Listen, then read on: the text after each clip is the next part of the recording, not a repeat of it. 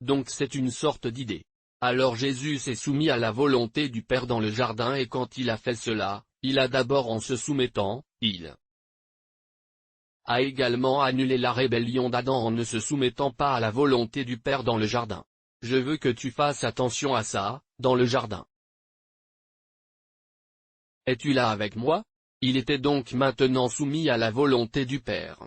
Ce processus de soumission et d'acceptation pour devenir péché, le processus de cela et du travail de son âme, il en était ainsi, le péché entrant dans son système, rappelez-vous qu'il n'a jamais connu le péché entrant dans son système était si intense et terrible que la Bible dit que les sueurs de sa tête sont devenues comme du sang, sont comme un écrasement de son esprit, de son âme et de son corps. Tout le poids qu'il a traversé, a produit de la sueur comme du sang et il a dû se soumettre dans le jardin. La façon dont Adam s'est rebellé dans le jardin. La deuxième chose qu'il a faite est arrivée après qu'il ait prié cette prière et dit néanmoins ma volonté mais que votre volonté soit faite. En d'autres termes, il est devenu péché à partir de ce moment, le moment qui s'est passé, dans ce jardin quelque chose s'est passé, quelque chose d'intéressant s'est passé pour la première fois. Jésus a été arrêté et a été harcelé. Cette fois ils doivent l'arrêter parce que maintenant c'est un criminel, aux yeux de Dieu, il a pris la place d'Adam. Votre place, ma place et la place de toute l'humanité, nous sommes devenus rebelles, il est devenu rebelle maintenant et il doit être arrêté comme criminel et juif. Les soldats qui étaient les soldats du temple sont venus et l'ont arrêté et ils ont fait cela dans le jardin de la même manière que Dieu a apporté. Ils sont tous venus à lui pour le jugement. Maintenant ils l'emmenèrent à Jérusalem. Ils l'ont emmené au temple pour rencontrer le souverain sacrificateur. En fait, ce qui s'est passé, cette nuit-là, ils ont commencé à le battre et tout ça. C'est le processus de la mort a commencé. Es-tu là avec moi? Maintenant, deux choses vont se passer, je veux. Remarquez, souvenez-vous que le souverain sacrificateur en Israël représente Dieu, le souverain sacrificateur représente Dieu et le temple est un lieu où la présence de Dieu demeure et il y a un souverain sacrificateur qui y déclare. Alors ils l'ont emmené là-bas parce que rappelez-vous quand le Seigneur est venu dans le jardin. 3 d'entre eux étaient avant lui, es-tu avec moi? Quand il les a jugés. Donc, il doit jouer exactement aussi. Alors ils ont amené Jésus devant le souverain sacrificateur et ils ont commencé à l'accuser, il a fait ceci, il a fait cela, il a fait cela, il a fait cela, il a fait cela. Au moment où ils ont fini de dire tout ce qu'il avait fait, les grands prêtres le condamnaient aussi. Quand le grand prêtre l'a condamné, le grand prêtre lui a demandé et a dit êtes-vous vraiment il fils de Dieu? Et il a dit, eh bien dans peu de temps tu verras les nuages s'ouvrir et alors tu verras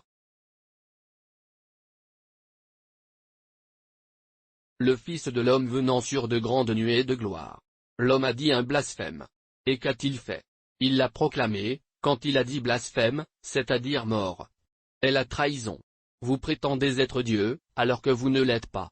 Et ce faisant, le souverain sacrificateur le condamna. D'accord? Maintenant, avant de m'en occuper, je reviendrai et je m'occuperai. Ce grand prêtre a fait ce que vous trouverez dans l'Ancien Testament. C'est très intéressant. Mais quand le souverain sacrificateur a déchiré ses vêtements et l'a condamné et a dit, il est maintenant un criminel. Es-tu avec moi? Rappelez-vous, il a passé l'exigence d'obéissance afin de sauver l'homme, de nous racheter. Es-tu suite à ce que je dis? Dans la tentation, dans la façon dont il a vécu maintenant, il passe par le processus de la justice. Il satisfera aussi la justice divine en mourant pour nous. Maintenant, écoutez, quand le souverain sacrificateur l'a condamné, cela signifie le monde de l'Église tel que nous l'avons maintenant. Mais l'Église n'est pas née alors, c'est le monde religieux l'a condamné comme criminel, comme pécheur. Et il mérite de mourir. En même temps, il ne représente pas le monde gentil, le monde civil. Monde. Ok, Comme aujourd'hui, vous avez la séparation de l'Église et de l'État. Ainsi, le monde civil aussi pour que toute la race humaine soit représentée. Suivez-vous ce que je dis? Alors, qu'est-ce qu'il s'est passé? Ils l'ont envoyé piloter, et ils l'ont envoyé à Hérode, Hérode va ils l'ont envoyé piloter.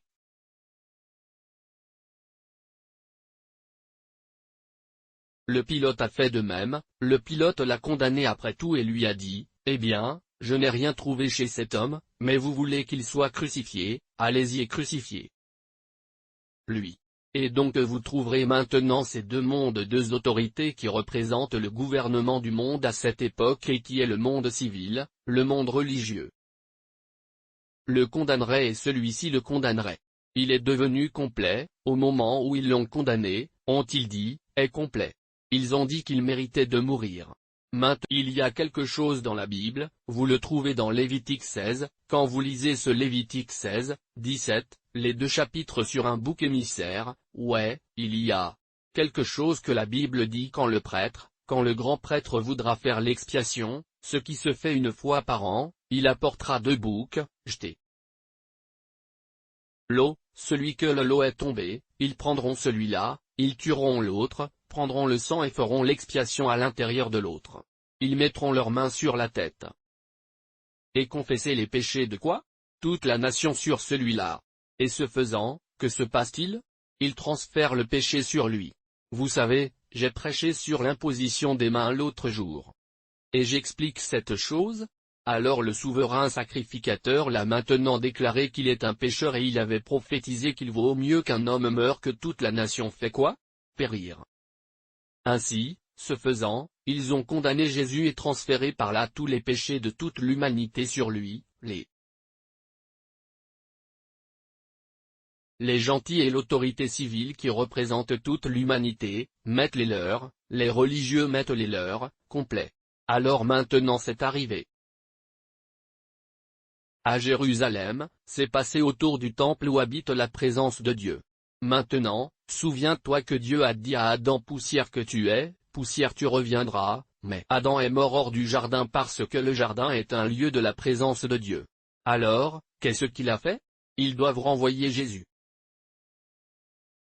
du jardin à l'endroit appelé Golgotha, l'endroit du crâne, vous savez, hors de la présence divine. Êtes-vous ici avec moi? Il y a un autre chose qu'il a faite, rappelez-vous si vous nous aviez suivis dans le jugement quand Dieu a prononcé les malédictions, prononcé toutes ces choses qu'il a dites. Maintenant regarde à ce qu'il va faire maintenant. Je veux que vous remarquiez que c'est dans le jardin qu'il s'est soumis à la volonté du Père. C'était dans le jardin qu'Adam s'est rebellé contre la volonté du Père. Es-tu là avec moi? Donc, vous voyez cette question de jardin, jardiner encore et vous voyez le question de se rebeller et de se soumettre à la volonté de Dieu en faisant cela, il annule nos actes de rébellion. Es-tu là? La justice divine commence à avoir lieu et l'obéissance divine continue. Ils l'ont arrêté. Ils l'amenèrent à Jérusalem. Ils l'ont condamné. Les autorités civiles l'ont condamné. L'autorité religieuse l'a condamné.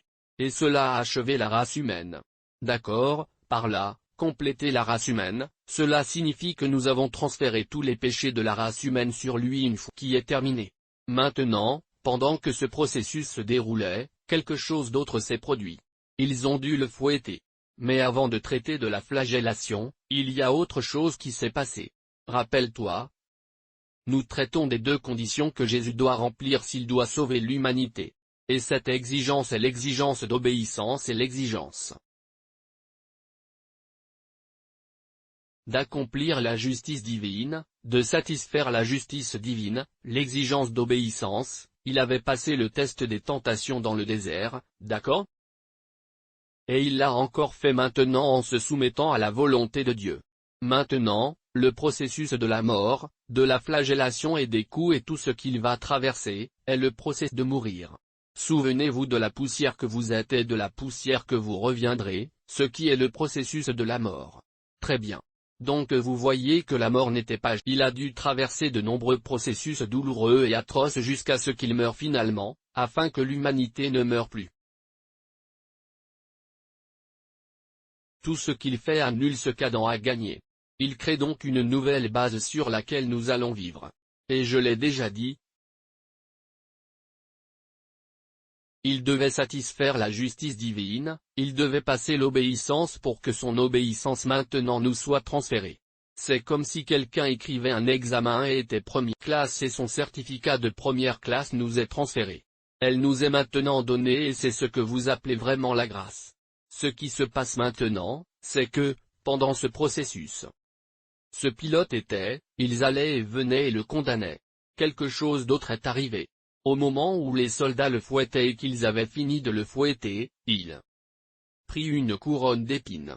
Ils prirent une couronne d'épines et la mirent sur sa tête. Maintenant, où avons-nous vu ces épines dans la question d'Adam? Vous voyez des épines et des chardons dans Genèse chapitre 3. Quand Dieu jugeait l'homme, il a dit désormais la terre est quoi? Maudit, il produira.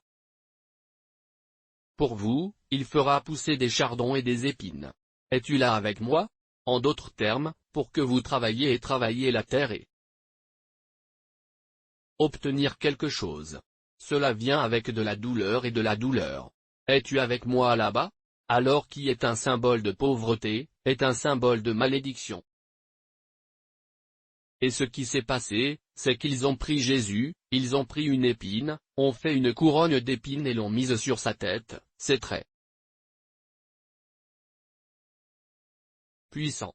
Cela signifie que Jésus a enlevé la malédiction de travailler et de ne pas voir les résultats ou d'obtenir quelque chose avec douleur et de traverser la douleur. Alors ils prirent.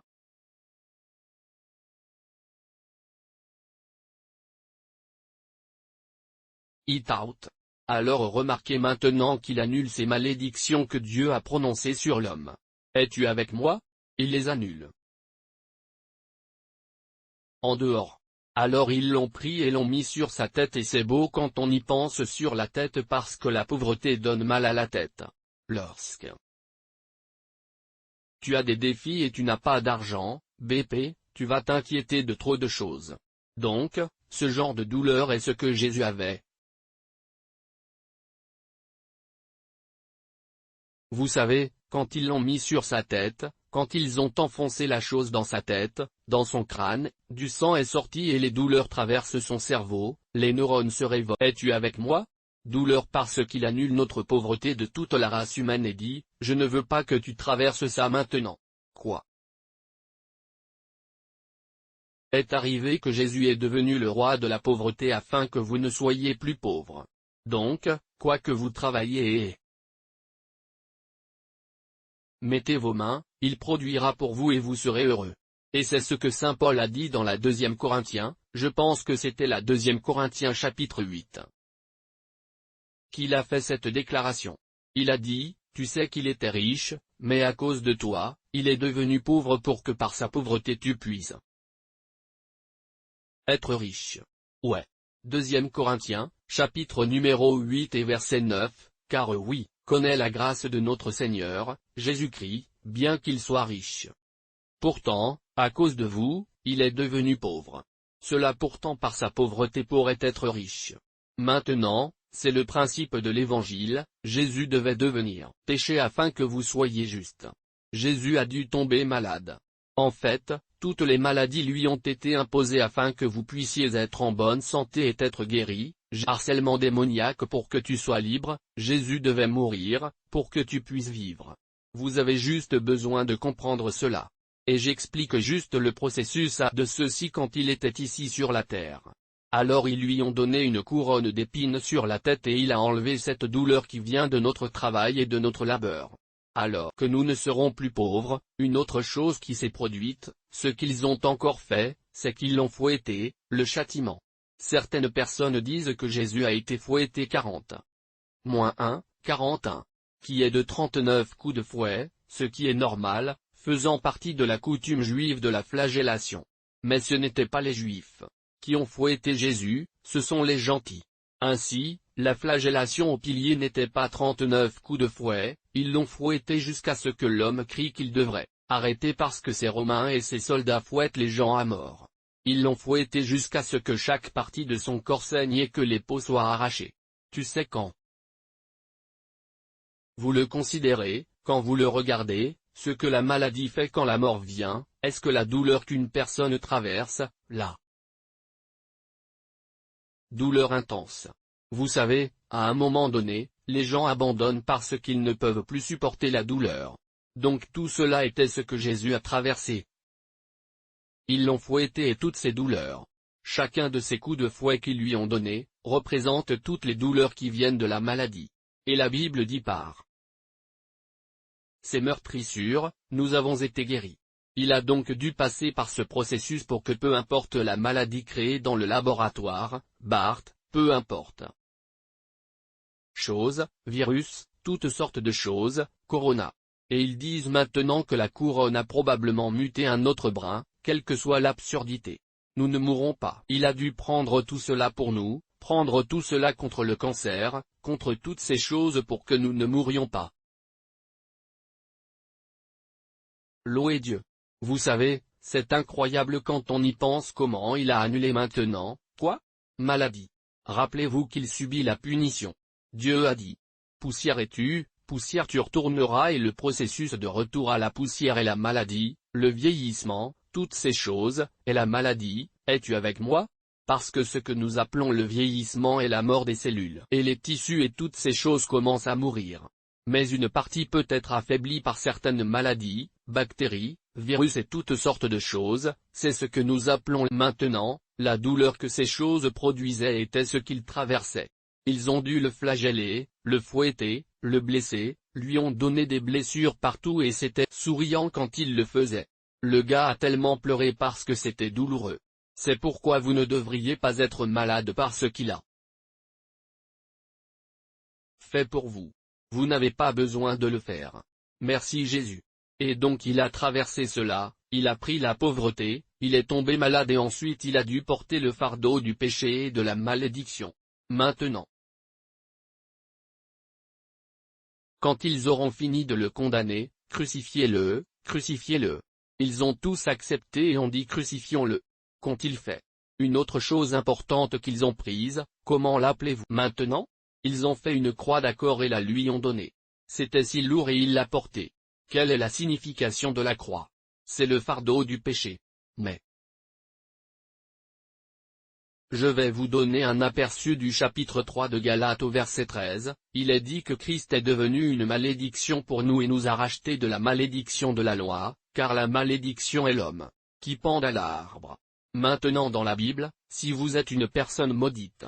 En fait, l'une des façons de savoir s'ils vous maudissent ou quand les gens te tuent et ils maudissent comme le peuple de Dieu, ils te pendent à l'arbre, es-tu avec moi? Alors tu découvres que Jésus était pendu à un arbre, à la croix. La croix est venue du bois et il était suspendu là et c'est pourquoi ils lui ont cloué les mains et tout cela signifie que chaque malédiction qui pourrait nous tomber dessus, il est devenu cette malédiction, il a pris cette malédiction, attention votre malédiction est une force spirituelle qui se dresse contre vous qui peut vous empêcher d'entrer dans votre bénédiction et, dans certains cas, peut tuer et ruiner votre vie. Si vous voulez comprendre la malédiction, lisez Deutéronomie chapitre 28. Du verset 16 jusqu'à environ 50, très terrible. Certaines malédictions peuvent se manifester par un problème de lignée où vous avez des antécédents familiaux de certaines maladies, un schéma récurrent dans les familles. Il y a des gens que tu traverses, ils n'ont pas d'enfants, ils luttent pour en avoir. Il y a des endroits. Vous, personne ne réussit dans la vie, il y a des endroits où vous allez, vous continuez à avoir des fous dans leur lignée. Je suis allé une fois dans une famille. Il y avait presque 2, 3 fous dans la même famille, quand je suis allé prier pour eux, faire la libération familiale. Parfois tu sais que j'ai vu des choses dans ce sens qui maudissent.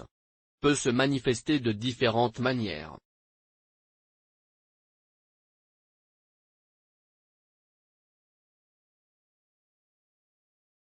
Alors pour certains, ça peut être une pauvreté pour certains, ils n'auront pas d'enfants. Pour certains, je me souviens qu'une famille particulière, personne, et ils ont estimé que, La famille a estimé que c'était un acte de méchanceté de la part de leurs voisins dans leur village. Ils venaient d'une certaine partie de l'état d'Imo.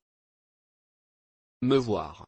Mais quand nous sommes entrés dans la prière, le Seigneur m'a montré que c'était une malédiction. Et pourquoi?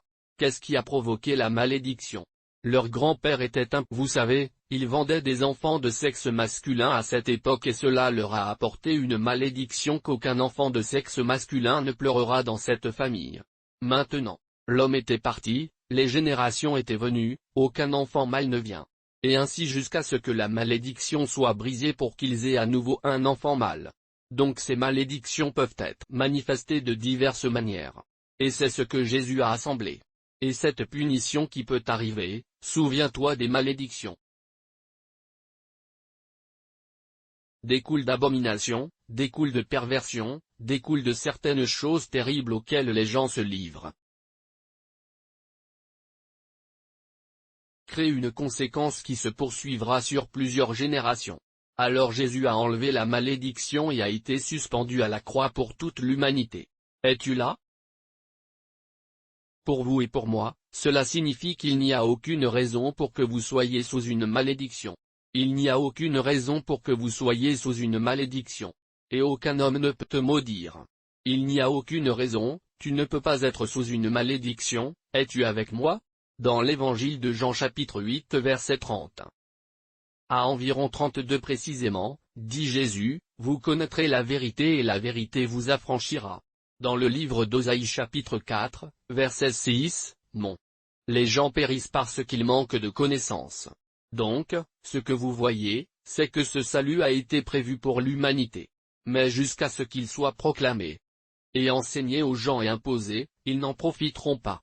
C'est comme si vous aviez envoyé de l'argent sur mon compte et que je ne le savais pas ou peut-être. L'alerte ne s'est pas montrée comme le sera le réseau MTN, ils ne m'ont pas informé que l'argent arrivait. Et même si je devais être informé, si je n'ai pas d'appli. Et tout cela, je ne peux pas accéder à l'argent.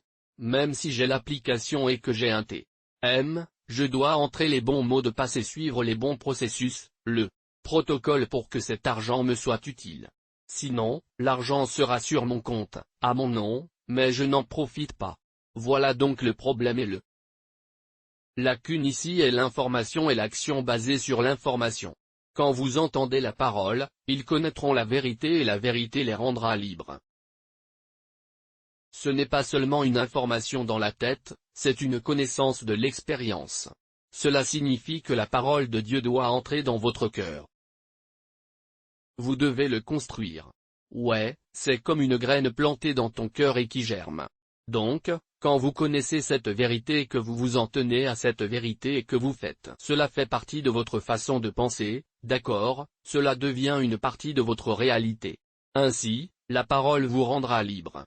Le mot vous empêchera d'être malade. Mot construit, vous connaissez la vérité de Dieu en ce qui concerne la maladie. Si vous avez construit un mot en ce qui concerne la protection contre le diable. Si vous avez construit pour vous de cette façon. Parce que c'est comme ça. C'est ainsi que Dieu l'a établi. Si j'enseigne la prospérité de manière cohérente et uniquement la prospérité. À un moment donné, les gens autour de moi, ils commenceront à comprendre la vérité. Et s'ils appliquent cette vérité, ils commenceront à prospérer maintenant. Il ne suffit pas de l'entendre. Le croire signifie que vous l'agissez. Tu le penses, tu le dis. Rappelez-vous ce que dit la Bible alors qu'un homme pense dans son cœur. Lui aussi. Maintenant, et c'est pourquoi nous devons continuer à entendre la parole de Dieu de manière cohérente. Et comme je l'ai dit autrefois dans le passé, la plupart des gens ne voient pas un plan de la normale de Dieu, ce que Dieu appelle la vie normale parce que nous avons grandi pour être habitués à ces choses que même lorsque la normale est présentée du point de vue de Dieu, nous nous querellons avec elle. Et parce que beaucoup de gens disent, mais les gens ont commencé mais il y a des gens qui vivent de cette façon et vivent au-dessus de la maladie et les surmontent. Maintenant, je vais venir à l'autre partie de celui-ci, est le pouvoir. Le diable a-t-il du pouvoir puisqu'il a brisé son pouvoir et détruit des choses? Oui, c'est fait. Mais il doit comprendre que fonctionne, Romains 1, 17 le dit ainsi. Le juste vivra par la foi. Maintenant, vivre n'est pas guérir seulement sa traverse. vos finances, vos relations, votre santé et tout le reste concernant la vie. Mais comment vient la foi? Romains 10, 17. La foi vient de l'ouïe et de l'ouïe par la parole et cela dépend de ce sur quoi je prêche. Si je prêche constamment sur la guérison, vous allez l'entendre jusqu'à ce que votre foi s'anime sur la guérison et que vous receviez la guérison. Comment faites-vous avec les finances? Si vous n'entendez rien concernant les finances, vous voyez, notre vie est une chose complète. Et la parole de Dieu s'adresse à tous. Ces choses et nous devons continuellement renouveler notre esprit. Rappelez-vous ce que Paul a dit dans Romains 12 verset 2, il a dit, « Ne vous conformez pas aux normes de ce monde, mais être transformé par le renouvellement de votre esprit. » Vous savez, vous devez avoir la parole, vous devez avoir le Saint-Esprit. Rappelez-vous ce que j'ai dit au tout début. L'existence suit la parole et le Saint-Esprit, tu concevras et enfanteras un fils. Comment cela se passera-t-il? La puissance du Saint-Esprit te couvrira de son ombre. Et c'est comme ça que ça viendra. Il vous faut donc les deux.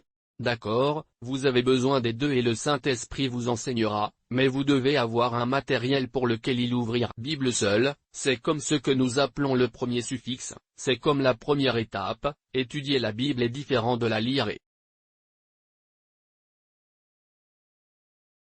entrer dans des études exégiques, analyser cette écriture dans son contexte et tant de choses autour d'elle est une autre dimension et de plus en plus profonde comme ça.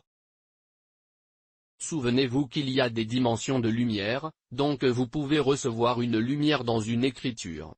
Maintenant, vous n'en avez qu'un, c'est comme un diamant qui a différents genres de côtés. Donc, plus vous le tournez, plus vous voyez, plus vous le tournez, plus vous voyez et ils sont interconnectés dans certaines choses. Alors zone où vous avez une plus grande lumière.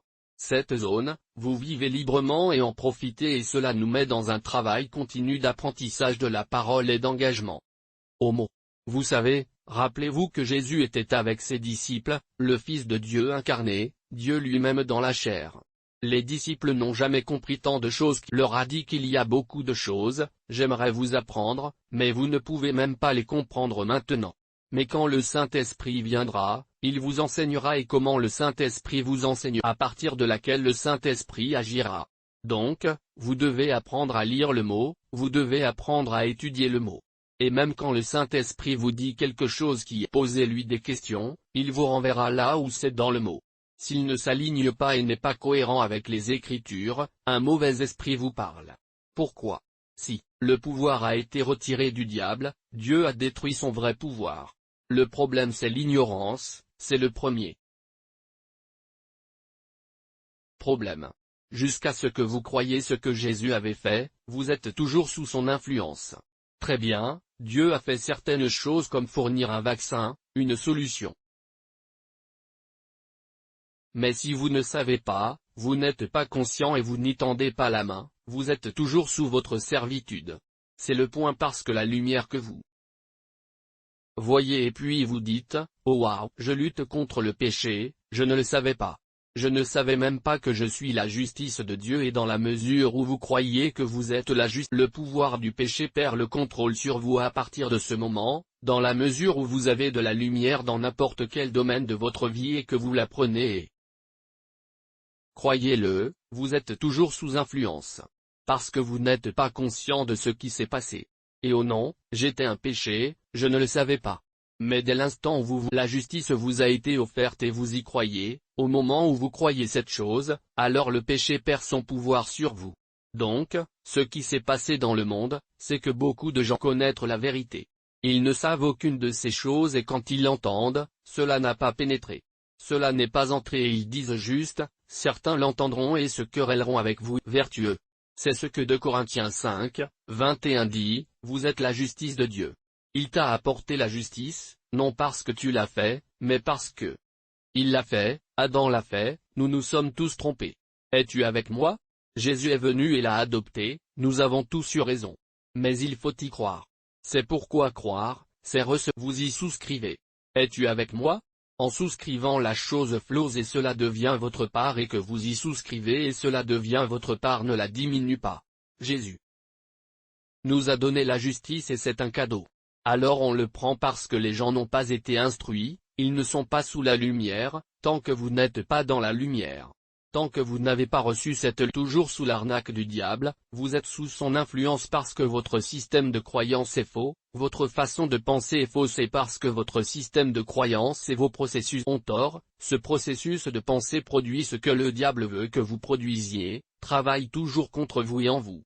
C'est la question de son pouvoir. D'accord, alors il a pris la maladie en allant à la croix, que vous trouvez dans Galates chapitre 3 et verset 13 et ils l'ont envoyé, il a porté le bois représentant la malédiction directement à Golgotha hors de la présence de Dieu.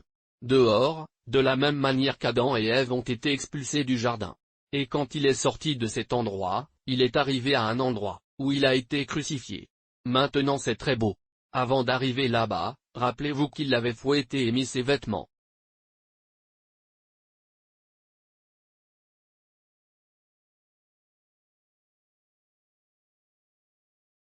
Dont j'ai traité au sujet de la maladie. D'accord, vous devez savoir que Jésus a pris, la maladie l'a annulé. Il a pris votre position. Donc, si des maladies, cela n'arrivera peut-être pas immédiatement, mais sûrement si vous vous tenez debout et continuez à parler que vous êtes guéri et que vous commencez à conditionner votre esprit sur la base de la parole de Dieu. En fait, permettez-moi de vous donner une écriture qui sera très utile. Proverbe numéro du chapitre je pense que 4 verset 22, très beau proverbe biblique chapitre 4 verset 20 à 22 très perspicace. Il parle de mon fils. Vous savez, prenez la parole de Dieu. Écrivez-le sur les tablettes de vos yeux et autrement utilisez ce mot et faites-en une image. Quelles images? Transformez-le en image. Imaginez-le, pensez-y, méditez-le, ruminez-le jusqu'à ce que cela devienne votre réalité, votre façon de penser, votre système corporel changera, il répondra à la parole de Dieu. Simple parce qu'il a dit ce qu'il est la santé de leur chair et la guérison ou la vie de leur âme. Donc, fondamentalement, alors maintenant, après que tout ce truc de maladie ait été annulé, Jésus est allé plus loin pour faire une autre chose intéressante, avant qu'ils ne le crucifient. Ils ont fait quelque chose, ils lui ont enlevé ses vêtements et l'ont complètement nu.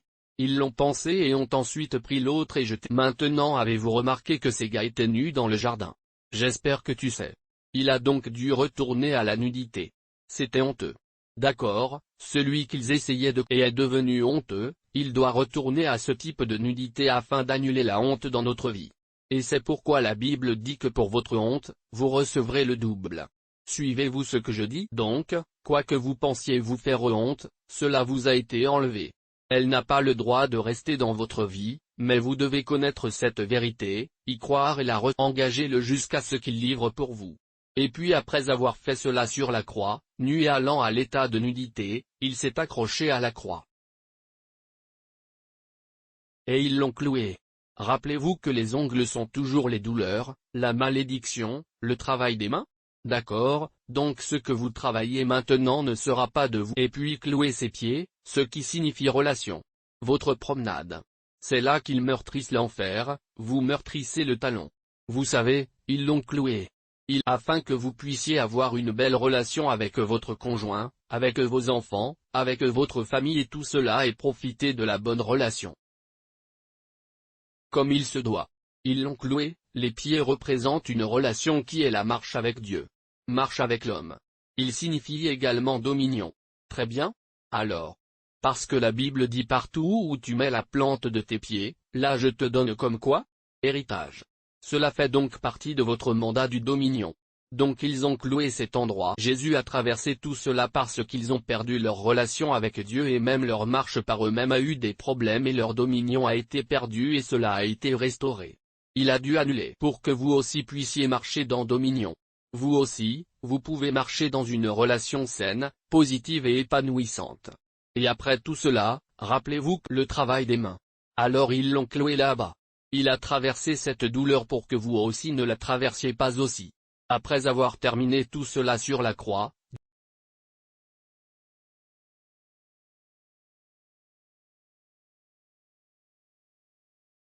s'écria-t-il, Éloi Éloi lama sabachthani, mon Dieu, pourquoi m'as-tu abandonné? C'était le psaume 22. Il priait le psaume 22 et après avoir prié ce psaume et s'écria, pourquoi m'as-tu abandonné? Que s'était-il passé ici? c'est que la présence de Dieu s'est élevée parce qu'à la croix il était devenu péché, il était devenu maudit. Non pas qu'il soit devenu malédiction, il est devenu malédiction, péché, malédiction, tout ce qui est négatif sur l'homme. Et la Bible dit que je suis et que le Seigneur ne verra pas l'iniquité. Le Seigneur ne se tiendra pas avec lui en union avec tout ce gâchis. Et la présence de Dieu le souleva de la même façon. Il a enlevé Adam et Ève et alors il a pleuré et a dit, « Pourquoi m'as-tu abandonné ? » Parce que la présence était sa force et sa joie et tout. Et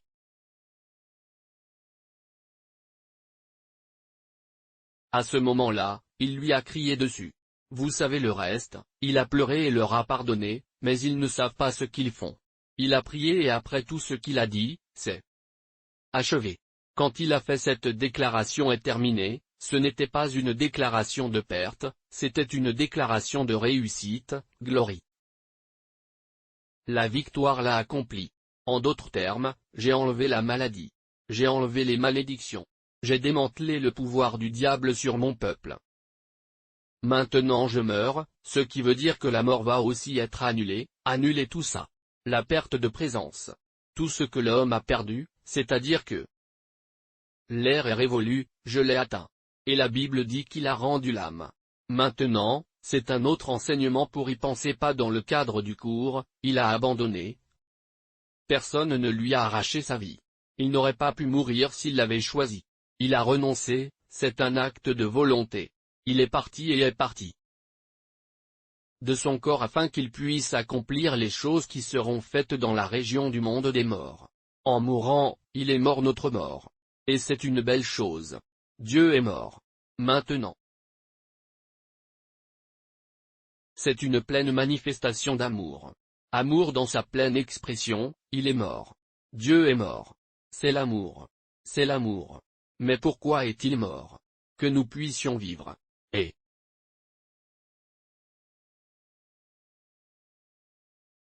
maintenant la justice a été satisfaite. L'amour s'est pleinement exprimé. C'est l'Évangile.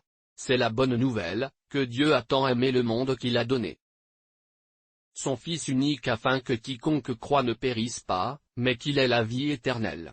Amour, nous a aimés jusqu'à la mort. Il a donné sa vie pour notre bien. Et maintenant il était mort, il est mort notre mort, poussière tu es, poussière tu reviendras. Notre mort est ce qu'il était mort. Maintenant cette fois désormais, Jésus dit plus tard, parce que je vis, tu vivras. Nous n'allions plus mourir. Mais c'est à ceux qui souscrivent à lui, pour ainsi dire, qui croient et alors ils sortiront de la puissance des ténèbres. Il y a quelques autres choses qui doivent arriver. Quand le sang qui était sur ses mains tomba dessus le sol. Rappelez-vous que le sang est généralement destiné à l'expiation. Rappelez-vous que la terre a également été maudite et qu'il avait pris la malédiction, mais elle doit être rachetée et le sang est tout cela libère la terre parce que le sang est une puissance sanctifiante et purificatrice et qui est venue sur la terre. Et le troisième jour, il ressuscité comme il l'a dit. Mais entre le jour de sa mort, un autre a pensé qu'il y avait un puissant ministère dans le monde des morts. Il se passait beaucoup de choses dans cette région. Rappelez-vous qu'il a prêché dans cet endroit aux gens qui sont morts, qui se sont rebellés contre Dieu. Il leur a proclamé la bonne nouvelle. Et la Bible raconte. Nous dans l'évangile de Matthieu, quand il est ressuscité des morts, même les tombes se sont brisées et l'esprit des saints, des justes s'est levé avec lui. Ce sont les premiers types de la résurrection qu'Abraham, Isaac et Jacob et Joseph en savaient et en ont fait l'expérience. Ils sont entrés dans la ville sainte de Jérusalem et ont rencontré des gens et sont apparus aux personnes. Quand il est mort, il est allé dans la région des morts et a totalement décimé Satan et a libéré les prisonniers de cette région. Lorsque il est ressuscité le troisième jour, dit la Bible, la gloire du Père, le Saint-Esprit est venu sur son corps et l'a ramené et le genre de l'Esprit est venu. Retour au corps et le Saint-Esprit l'a dynamisé. Et il est venu. Mais il s'est levé sans sang. Mais il lui avait dit que je n'étais pas un fantôme, c'est moi. Tu peux vérifier. Moi, j'ai de la chair et des os et il a pris du poisson et a mangé devant eux. Mais où était son sang? La vie n'est plus dans le sang. Il vivait selon un autre principe et c'est une chose différente, une très grande chose. Mais vous pouvez trouver que commencer à avoir un aperçu de cela, Romains chapitre 8 verset 2 et Romains chapitre 8 12. Là où il est dit, si l'Esprit qui a ressuscité Jésus habite en vous, il vivifiera vos corps mortels. Le mot mortel signifie sujet à la décadence, sujet à la... Mais si tu vas donner vie à ce qui doit mourir, de quelle vie le donnes-tu? Ainsi vous l'accélérez dans l'immortalité. Alors,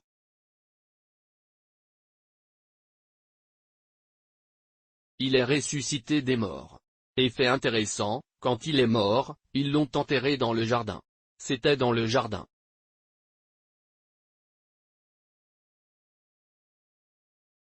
Qu'Adam était là. Tout a commencé dans ce jardin. Ils ont dû le ramener dans le jardin. J'aime la façon dont Dieu travaille. Ils l'ont ramené dans le jardin, l'a enterré dans le jardin. Quand il est ressuscité des morts, il était encore dans le jardin, et quand il est ressuscité des morts, il n'a pas vu un homme, il n'a pas vu Pierre. Il a vu une femme. Parce que toutes les tentations ont commencé par quoi? La femme. Et maintenant, la femme est en train de vider son propre bulletin scolaire. Son propre tableau de bord est propre. L'homme appelé Pierre, qui a reçu le chef de l'Église, le chef de la maison, le nouveau peuple, la nouvelle race humaine, l'Ecclésia. L'appelé. Sortir les gens des ténèbres, ce que nous appelons l'Ecclésia. L'Église était quelque part dans la maison là-bas, pleurant comme un petit bébé. Espoir perdu et tout ça. Mais tout d'un coup une femme a levé l'aube. Tu connais les pouvoirs des ténèbres, elle ne pouvait pas. Attendez qu'il ait fini. Et est allée très tôt pour aller oindre le cadavre. Je ne sais pas pourquoi elle va oindre un cadavre, même si cela peut être une partie du rituel juif. Mais pourquoi oindras-tu un cadavre pendant 3 jours? Il est sur le point d'exploser et de commencer à sentir mauvais. De plus, ce cadavre versait l'huile? Mais laissez-moi laisser l'analyse. La femme, disait-il. Les anges lui ont même dit qu'il était ressuscité. Je ne veux pas entendre cette histoire. Je veux le voir maintenant. Nous voyons une femme qui est passionnée pour le Seigneur et le désire plus qu'elle ne désire autre chose. Et elle se tenait là même quand l'ange a dit, elle a dit, non, je ne veux pas seulement l'entendre. Je veux cette intimité. Donc remplacer ou annuler, jouer ce qui s'est passé dans la vie d'Ève. À ce moment-là, Jésus s'est tenu à son dos et elle a dit à Jésus, s'il vous plaît monsieur, en supposant qu'il était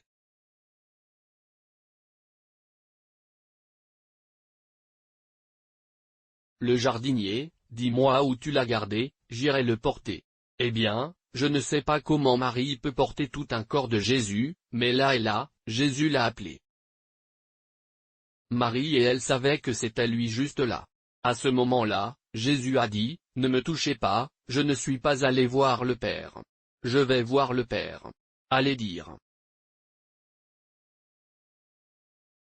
mes frères, allez dire à mes disciples que je vais vers leur Père et leur Dieu. Dites à mon frère, non, il les a appelés, mes frères, allez dire à mes frères que je vais vers leur Père, à mon Dieu, à leur Dieu.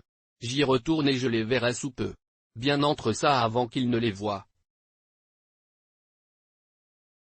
Il devait aller jouer dans le Saint des Saints de Dieu, pour expier les péchés de l'homme une fois pour toutes dans la dimension du ciel, c'est pourquoi son propre l'expiation n'était pas de prendre son sang dans le temple de Jérusalem, il devait aller au temple céleste. Le chapitre 9 Hébreux écrit à ce sujet, il devait y aller et mettre sang dans le Saint des Saints, comme l'aurait fait le souverain sacrificateur sur la terre, il a porté son sang dans le Saint des Saints. Et là, il a fait ce sang et nettoie tous les péchés de l'humanité une fois pour toutes, et c'est ce que dit la Bible. Il s'est assis à la droite de Dieu. Il n'y a plus de sacrifice à faire avec respect pour nettoyer le péché et tout cela. Donc, une fois que cela a été fait, la voie était à nouveau ouverte pour nous d'entrer dans la présence et la gloire de Dieu, et la voie est ouvert pour que nous recevions, mangions et participions à l'arbre de vie. Les voies s'ouvrent pour que nous marchions dans un mode de vie où la pauvreté ne dominera pas sur nous. Malédiction ne régnera pas sur nous, le diable ne régnera pas sur nous, la maladie ne nous achèvera pas. Et finalement, après que toutes ces choses se soient produites ici et que nous irons être. Mais maintenant, donc tout cela, vous devez comprendre qu'il y a une écriture que je voulais vous montrer et je vais fermer l'ensemble. Cours du salut sur cette écriture. J'aimerais que vous vous souveniez très bien que dans les numéros 21, les enfants d'Israël ont péché dans le désert et c'est quelque chose qui s'est passé pour eux. Nombre 21, Dieu a permis aux serpents ardents de les mordre et c'est arrivé, ils ont commencé à les mordre et ils ont commencé à mourir. Alors ils ont compris que c'était faux. Ils sont allés voir Moïse et ont dit que nous avons péché contre vous et contre Dieu, allez intercéder pour nous devant Dieu et dites-lui que nous sommes désolés mais enlevez de nous ce serpent. Moïse est allé dire à Dieu, Dieu dit d'accord bien je t'ai entendu Moïse, ce que tu vas faire, c'est aller faire un serpent et le mettre sur un poteau et le garder, qui que ce soit. Ce serpent mort, qu'il essaie de regarder celui sur le poteau. Il vivra. Maintenant, remarquez à cet endroit que Dieu n'a pas enlevé les serpents mais au cas où le serpent te mordrait, tu en as un à regarder et tu vivras. Ce que Dieu disait, le temps pour le diable d'être totalement enlevé. De la question de l'humanité et l'a enfermé dans sa prison qui est le feu de l'enfer n'a pas quoi arrivé, Jésus s'y est référé comme dans Jean chapitre 3, il parlait à Nicodème alors que Moïse élevait un serpent dans le désert. Ainsi aussi le Fils de l'homme sera-t-il élevé, afin que qui ne périra pas mais aura la vie éternelle. Maintenant nous vivons dans un monde où nous sommes croyants mais il y a ceux qui ne le sont pas quoi croyants. Alors, ces gens, leur état d'esprit, leur façon de penser, leur nature est corrompue et le diable travaille en eux. Nous coexistons dans un même espace avec eux. Donc c'est maintenant un combat que nous traversons et c'est pourquoi vous avez besoin d'entendre le mot. C'est pourquoi vous devez croire et devenir plus fort dans votre foi. Et c'est pourquoi vous avez plus que jamais besoin de l'appui à cause de ces gens. Mais le jour vient où Dieu enlèvera tout cela et enlèvera toute autre chose qui offense et il laissera les gens qui sont les siens seuls sur la terre. Et alors c'est ce que nous appelons la fin des temps. Et là mon ami, c'est ce qui s'est passé, Jésus nous a sauvés, s'est occupé du problème du péché. Et nous a apporté le salut. Et je peux vous dire qu'il ne vous reste plus qu'à en profiter en faisant simplement une chose. Et comment ça s'appelle? C'est la foi.